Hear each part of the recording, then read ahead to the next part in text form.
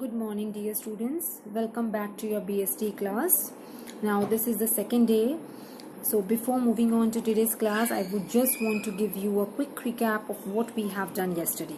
So, see, yesterday we did about concepts of business, means what the business concept is, and we did about two activities of human, which is the economic and the non-economic activities.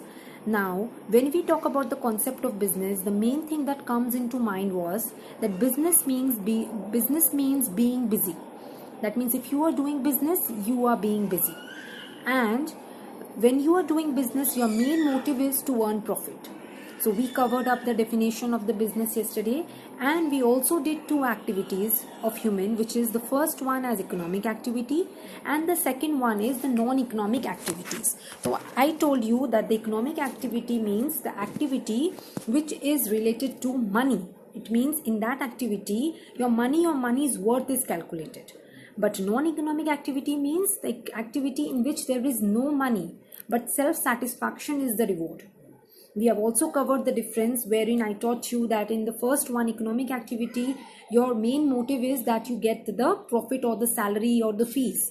But in non-economic, it is the reward. The reward is your self-satisfaction.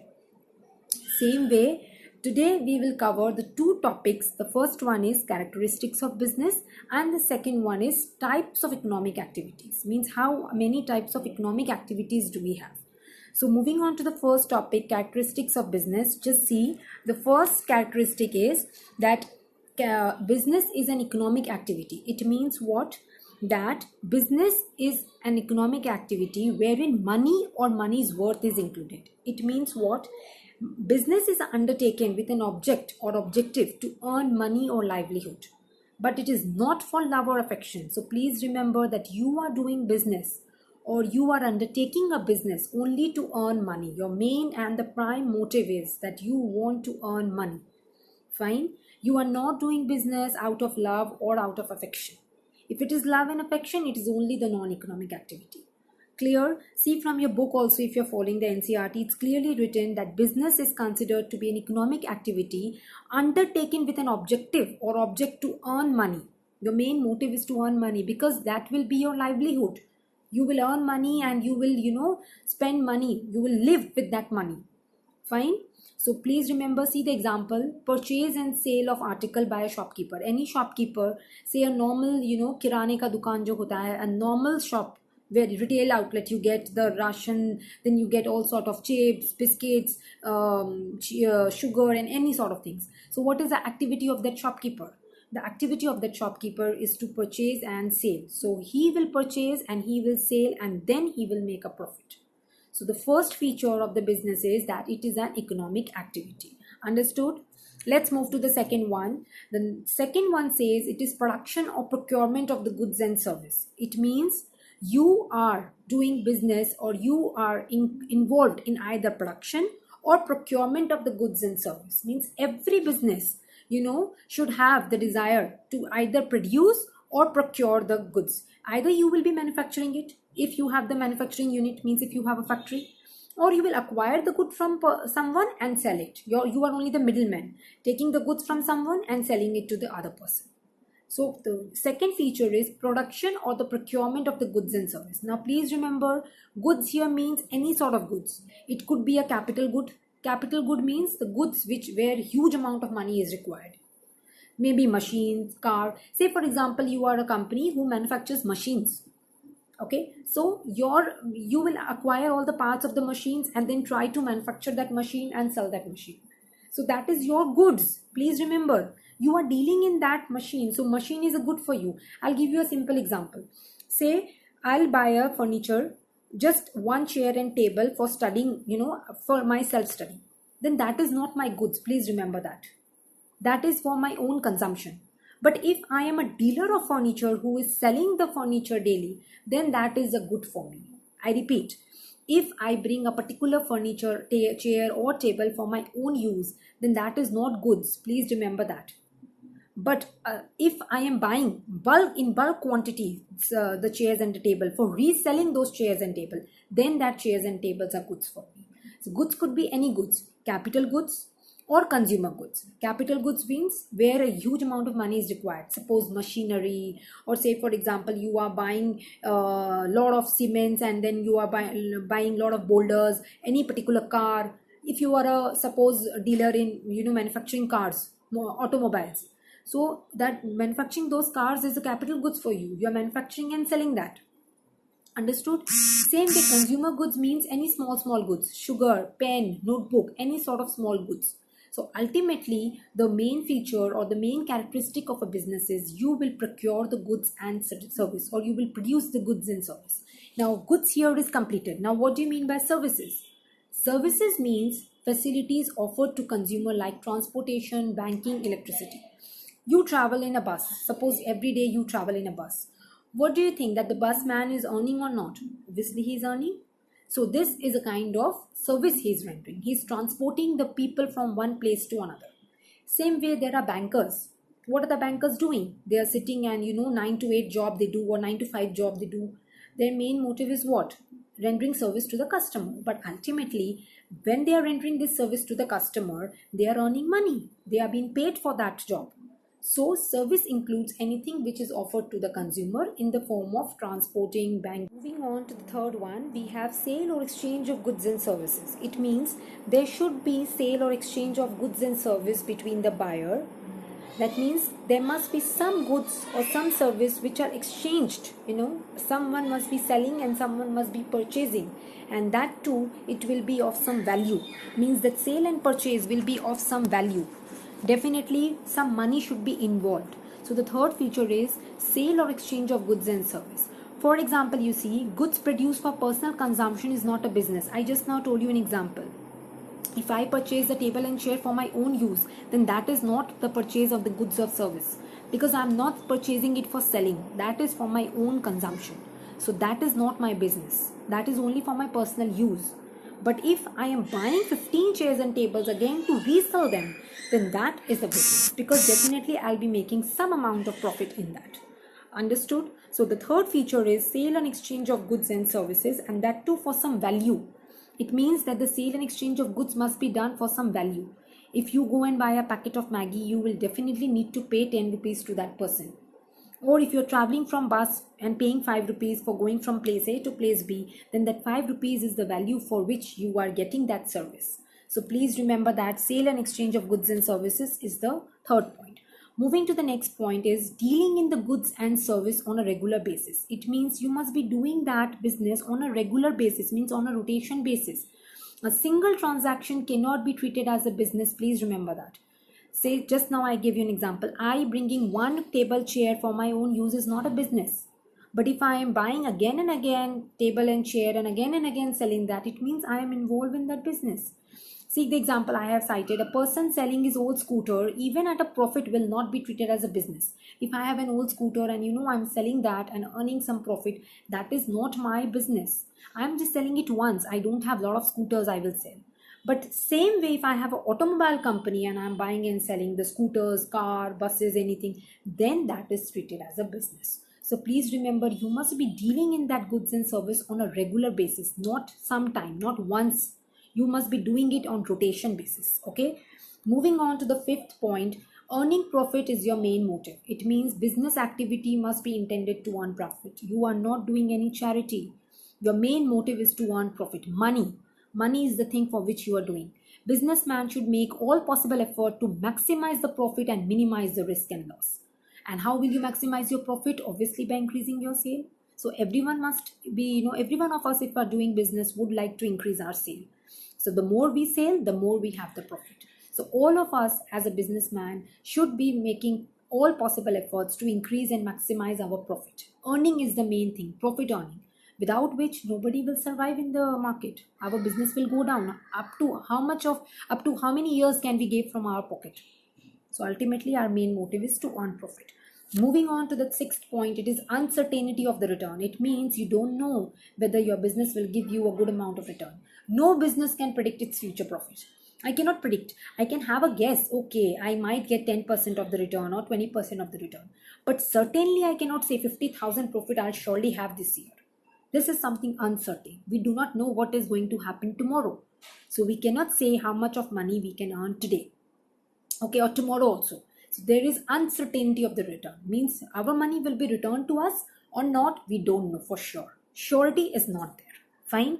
Moving to the next point, element of risk. This is the last point. Element of risk means every business is subject to risk due to various reasons. Your business will have risk. The risk could be, say for example, change in fashion, fire, theft, any natural calamity. Say, for example, there was a sudden lockdown. Just now, what has happened? This is a natural calamity. A pandemic has come and business are suffering the loss. So, this is an element of risk. Suppose you were doing, making business and suddenly the fashion changed completely. Everyone want different type of fashion. So, all your goods that you have made will be wasted. Say, for example, your factory had a fire or a theft. So, all these are element of risk. So, every business has risk, and that too we don't know how we will overcome with that. So business is subject to risk, and please remember, higher the risk, higher is the return. If you have the capability of taking more risk, then please remember you will definitely have more return in future. Please remember that point. Higher the risk, higher is the return. Okay, to sum up, I would just say that we have covered all the 7 features of business or the characteristics of business. I repeat, the first one is economic activity, the second one is the production of the goods and services, the third one is the sale or exchange of goods and service, the fourth one is regular dealings, means you will regularly do that business, the fifth one is earning profit, the sixth one is uncertainty of the return, and the last one is element of risk. These are your 7 features of the business. You will jot down all the points with some details which I have given to you, or you can also take it from your book. Please jot down the points and keep it for yourself. Moving to the next topic of the day, we have types of economic activities. This is again very important. Please see that there are 3 types of economic activity. The first one is the business, the second one is the profession, and the third one is the employment. Please refer to all these topics very nicely. I'll cover all the 3 topics today. Business, you already know what we have done so far. So if I would just give you a comparison of all these 3, it will be easy for you to understand. Please see what the comparison says. You also have a chart in your book. I have also made that. You can clearly see from the help of the chart. See, if we talk about the basis, the first basis is mode of establishment. Means how do we establish this? So see, business is established based on the entrepreneur's decision. Means it is completely your decision whether to have a business or not. Then again, what type of business? What will be the nature of your business? How are you going to do the business? So it is totally depending on the entrepreneur's decision, means your own decision. See the second category, profession. It is the membership of professional body. It means what? The professional body will decide. If I am a teacher, then I have a profession that I only teach. It's not that tomorrow I can go and do, surgery of any patient. That's not my profession. If I am a teacher, I am supposed to teach daily. Fine. The third thing is employment, where you will have an appointment order. Employment means, suppose father appointing me as a teacher. This could only be done with the help of his order. If I get an appointment order, then only I can come and teach in SFS. Otherwise, I am not supposed to come and teach. So mode of establishment for all the 3 you understood. See the second basis of difference. The second basis is nature of work.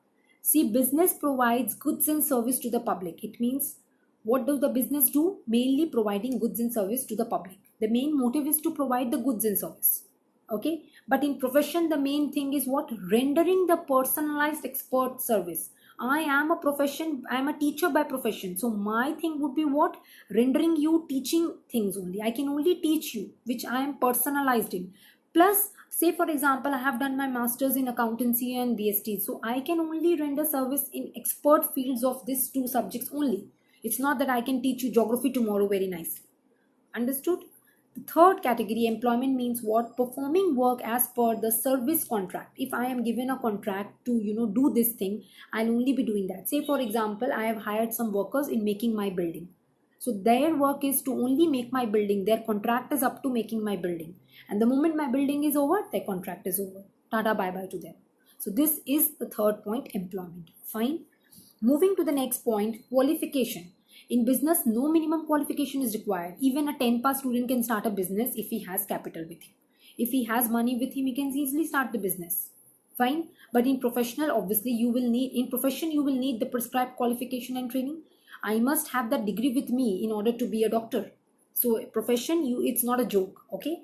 And employment, again, as prescribed by the employer. My employer may ask me that, do you have a PhD degree? Do you have a MHA degree? Do you have MPhil degree? Any sort of thing. So it is particularly prescribed by the employer. Employer means the boss. He may ask certain, see, for certain jobs there are certain criteria. Minimum 10 pass required. It means minimum you must pass your class 10 for that job. Fine. So this is your third point. Moving to the fourth point, reward of return. In business, the only reward is profit. You are doing ultimately the business to earn your profit. So profit is your reward. But in profession, it is the fees for which you are doing. The doctor wants his fees, the teacher wants his fees. So in profession, you have the fees as the reward. And in employment, you have the salary or the wage.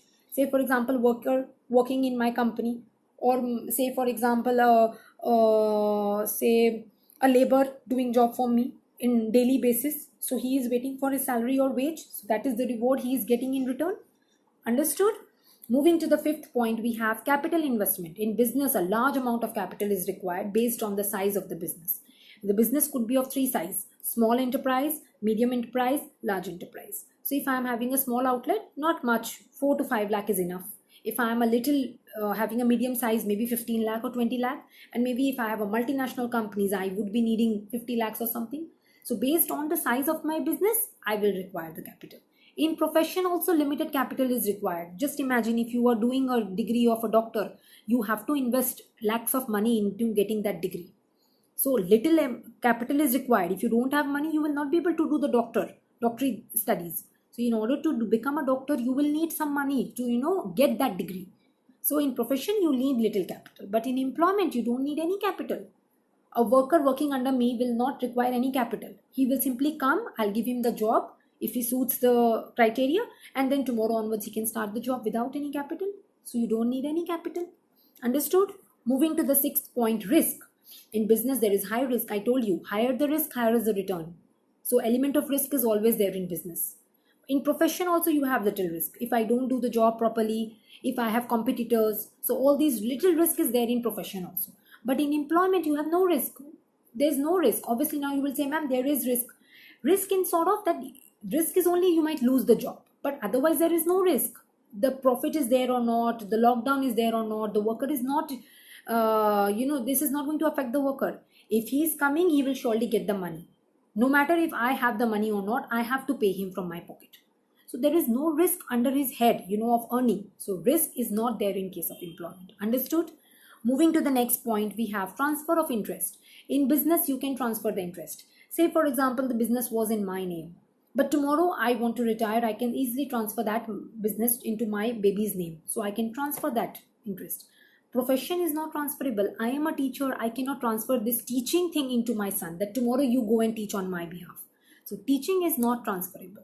Same way, employment is not transferable. I am doing a job in SFS. This cannot be transferred. I cannot transfer that immediately to my son, that okay, you come. But if I would have been doing a business, I would have said my son to come and do the business. So you can see the difference. In business, it is transferable, but in profession, in employment, it is not transferable. Fine. Moving on to the last point, we have code of conduct.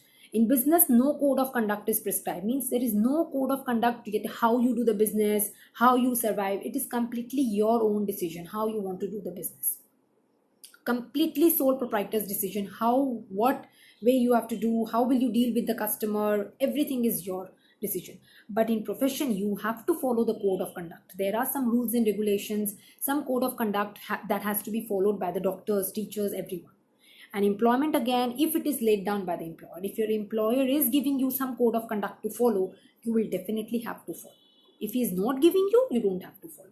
So see, in business, you don't have any ethics, any code of conduct required, but in profession, you highly need that. And in employment, it depends if the employer is asking you. So these were the 8 points that we have summarized. You can also see the 9th point as examples. The first one, a business example, could be any shop, any factory, etc. In profession, see, it could be a CA, it could be legal, anything, medical profession, any sort of thing, teacher, anything.